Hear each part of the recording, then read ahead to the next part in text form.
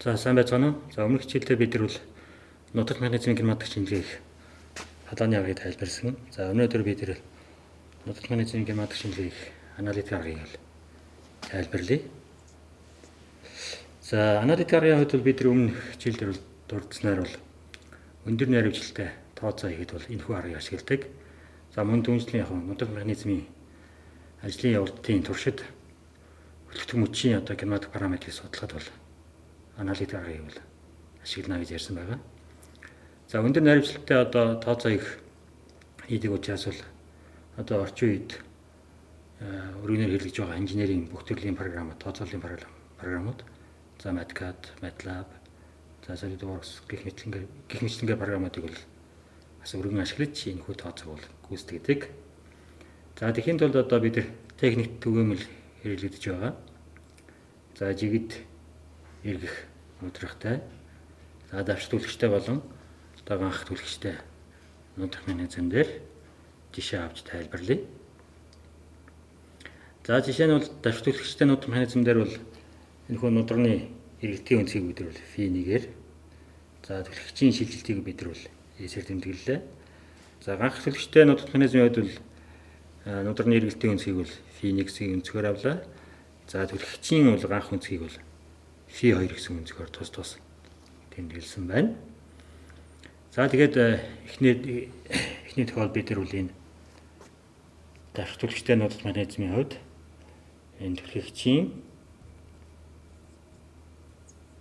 шилжилтийн энэ хуулийг бол гаргаж авах шаардлагатай. За үүнийг бид нэг тэмдэглэчихье.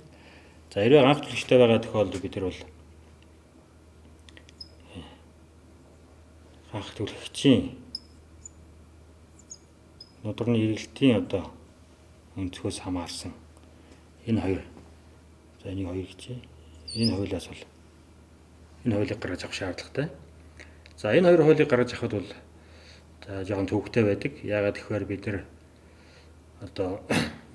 өмнөх хичээлээр үзсэн нудрах механизмын зориулт дээр үзнээр бол нудраны энэ хэлбэрээс хамааруулаад түлхэгчийн бол янз бүрийн хэлбэрийг хуулийг гаргаж авч болдог.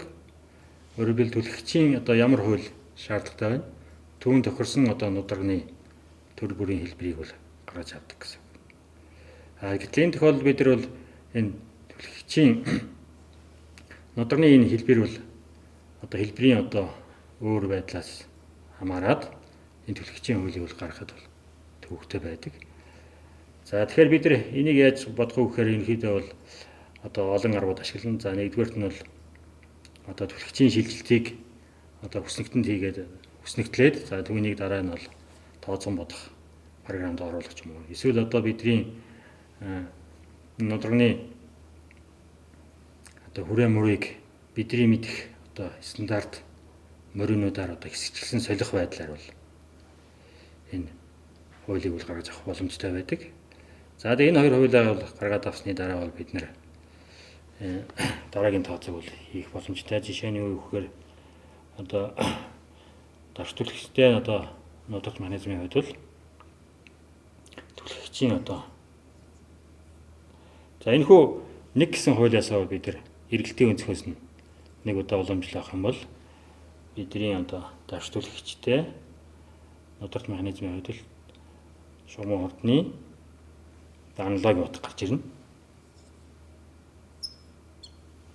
аналогийн утга гарч ирнэ.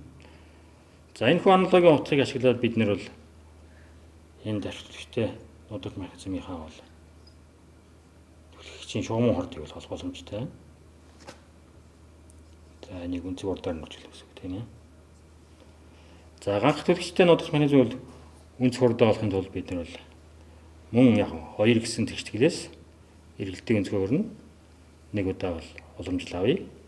За тэгэх юм бол өнцөг хурдны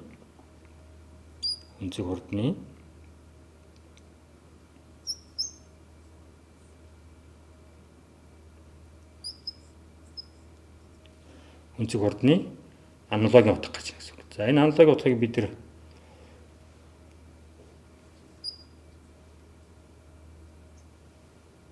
хөтлөмжийнхөө өнцөг хурдаар нь үржүүлэх юм бол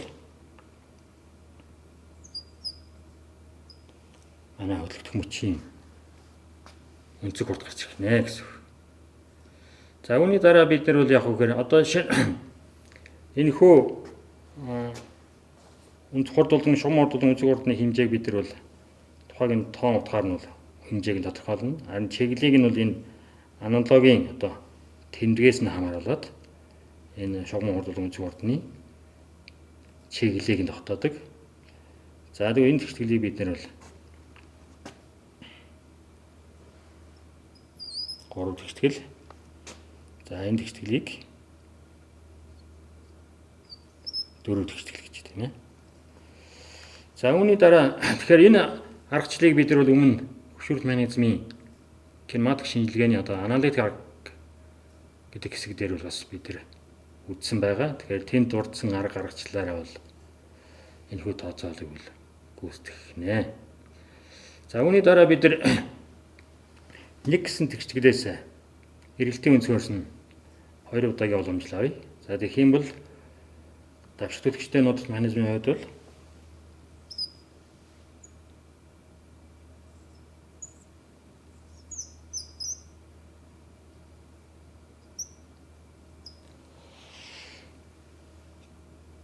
за хурдгалын аналогийн одоо утга гарч ирэх нэ. За үүнийг бид нар бол өнцөг хурдны квадратаар үржүүлэх юм бол давшигтгчтэй нууц механизмын хувьд түлхэгчийн одоо хурдгалын бодит утга гарч ирэх нэ. За үүнийг бид нар 5 гэсэн тэгшгэлээр бичье. За ганх түлхэгчтэй нууц механизмын хувьд бол мөн ялгаагүй 2 гэсэн тэгшгэлээс эргэлтийн өнцгөөс нь 2 удаа уламжлал авах юм бол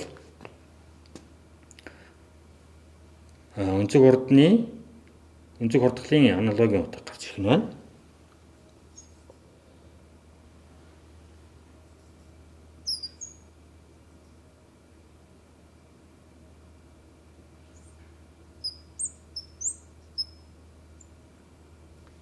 За үүнийг одоо хөдөлгөөн мөчийн өнцөг хурдны квадратаар үржүүлэх юм бол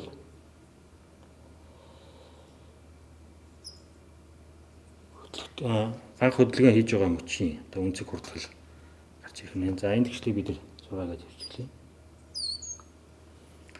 За ингээд бидний дээр дурдсан 1-6 гэсэн тэгшлийг бид нар ашиглаад тооцсон бодох програмд бол эдгээр тэгшлийг оруулж өгснээр бол давшигтгчтэй болон ганх түлхэгчтэй нууц механизмын хувьд бол түүний одоо шугам хурд хурдгал болон өнцөг хурд хурдгалыг бол тооцоолох боломжтой болох нэ.